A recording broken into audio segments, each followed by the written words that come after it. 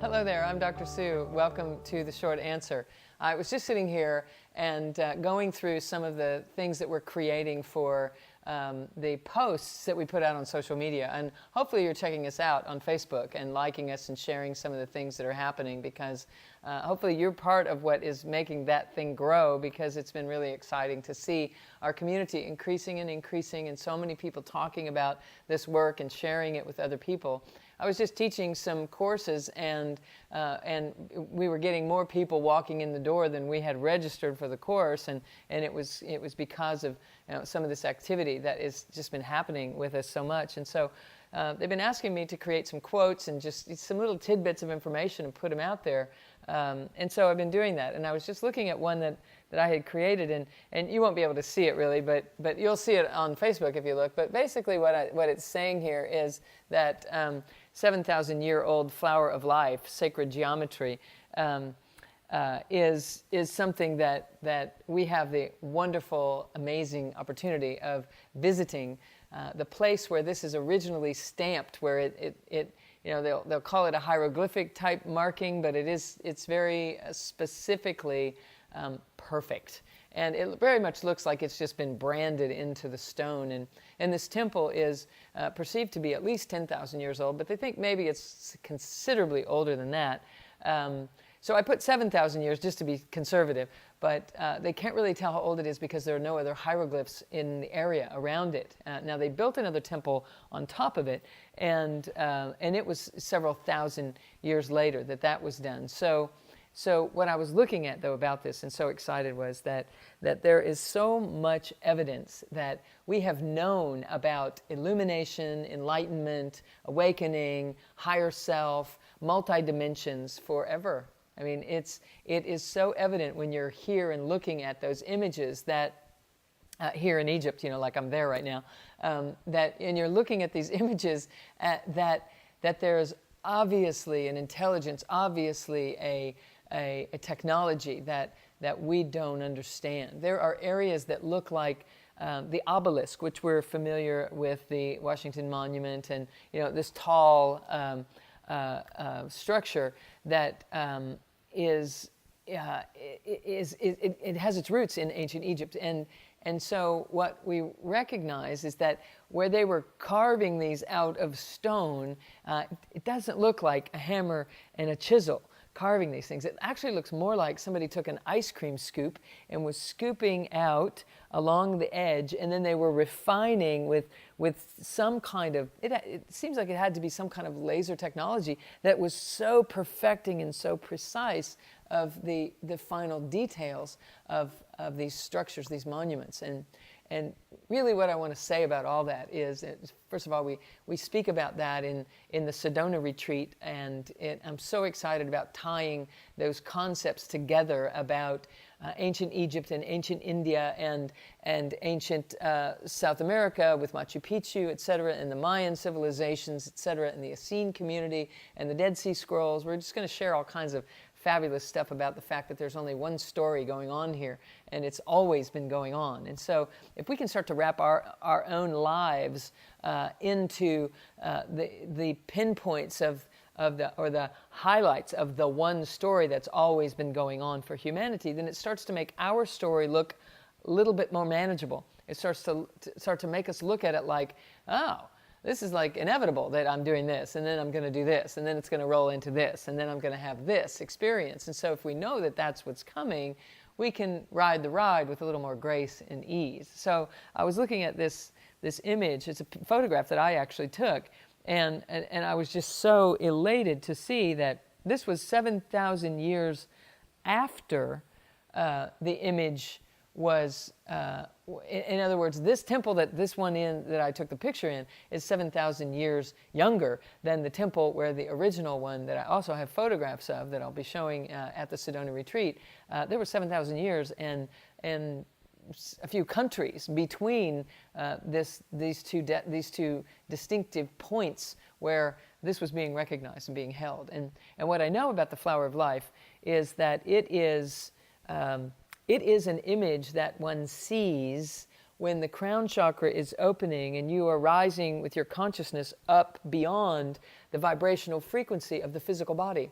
And when you raise to the vibrational frequency beyond the physical body, you start to tap into your life purpose and your soul purpose, and those energies start to just land in you without you having to intellectually figure them out. There's an essence that's reverberating through your system that just represents that. So you're guided in that way. You make your decisions from this internal impulse that's just connected and it's grounded. That's why it's so important to do the circuit building that I talk about in the Energy Codes coursework. And what I want you to get is that every time you see lattice work or the details of the carvings from maybe traditional Indian furniture or the screens that they would put up in the rooms, etc., you're actually looking at depictions of that are similar to the flower of life, the Sri Yantra, the Meru, these kinds of images that the 1,000-petal lotus of the crown chakra, these images that are what you literally see when the third eye starts to open. So every time you see those kinds of lattice work things, maybe on shutters of windows or anything like that, we don't see it so much in our culture, but if you just open up or Google architecture of India or of ancient Egypt, you'll start to see these patterns everywhere. And they were being carried over into the architecture for a reason. And that reason was that people could sit and look through it, and they would practice sensing and perceiving that imagery. And the first time I saw one of those was the Meru. A dear friend gave me this glass crystal Meru, and I held it up and looked to the light through it, and it looked exactly like something I'd been seeing for a few decades that I could remember.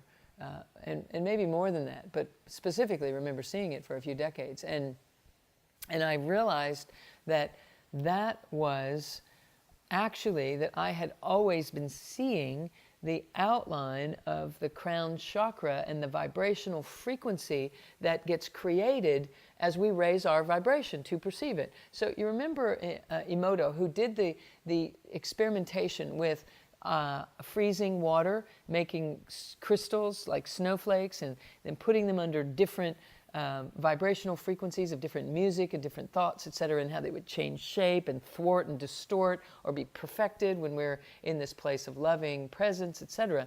And the translation of that, of course, is huge when we're now studying epigenetics and the effect of thoughts and vibration and environment on our cellular activity, our cellular performance, especially when you start to think, of course, with the percentage of water that the human system is made of. So all this stuff fits together, and it's so phenomenal to just see it weave together. And so I love speaking about these things in the coursework, but what I want you to understand in this moment is that these geometries are versions of you in other dimensions.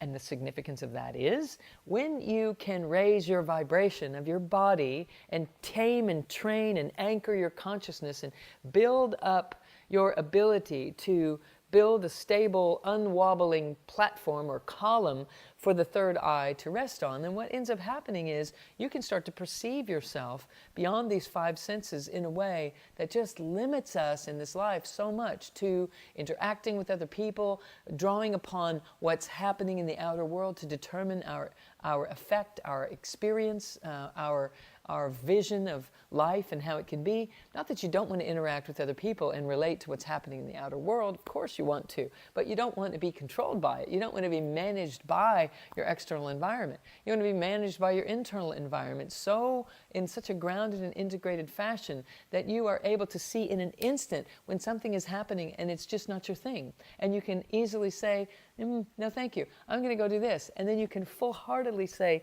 yes to this because you know that you know, and you're drawing on evidence just as tangible as what we would consider, real tangible evidence in the physical world. It's just as real. Actually, it's more real. When I am drawing upon the information from my own inner realm, it is more real, more whole, more comprehensive than the things that I experience here in exchange at their highest moments. And I love greatly, and I'm very much in the adventure of life and definitely living. I mean, they will not say about me that she didn't live because I didn't know I was going to be living this much. It's pretty amazing how intensely we are on this track of going from sacred site to sacred site and pulling this information together and just reveling in what I am remembering. It's such a beautiful, amazing thing. And so when I got to see the first, these original stampings that look like, literally like a branding into stone of the flower of life, there were maybe 8 or 10 of them all right in the same place, one on top of another, and then it's like they got it solid landed in the stone. That I remember, seeing that and knowing that that is the fabric of our makeup. That's the fabric of the physical dimension. That everything else is just a compacting of that. We talk about that energy compresses and compresses and compresses and compresses, and then physical form is generated. Well, just before it's the physical form that we know with our 5 senses, it becomes this lattice work in an energy fashion that is structured like the flower of life. It is what we see.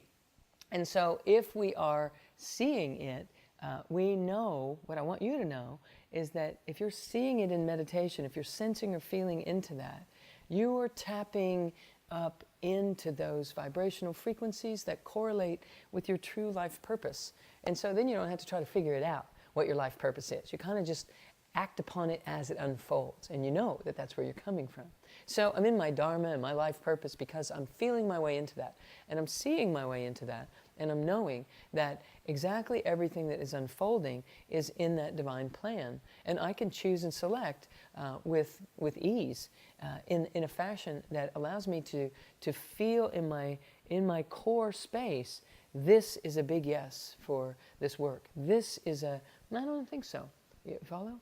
And we have access to this. So when I was seeing these images and I got inspired, I just wanted to share with you that learning to raise your vibrational frequency is in your destiny. It'll either be this lifetime or it'll be in the last 5 minutes of this lifetime, but you're going to do that. And you do that every time you forgive something.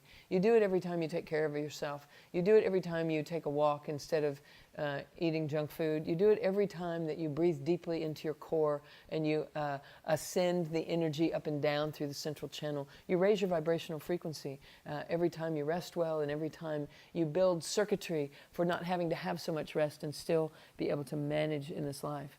Inspiration is truly what you're made of. And so it is about you getting on board with raising your vibrational frequency, not just so you can heal your asthma and your sinuses and your headaches and your back pain, which does come along with it, which is not a bad side effect, but it also contributes to you truly understanding the truth of who you are. So the question is this: are you going to get caught up in the outer layer personality self and be stuck there living in that, or are you going to go ahead and drop in to the real soulful purpose that you had when you came here in the first place, which is to give your soul a life, give your soul a life, give your soul a life.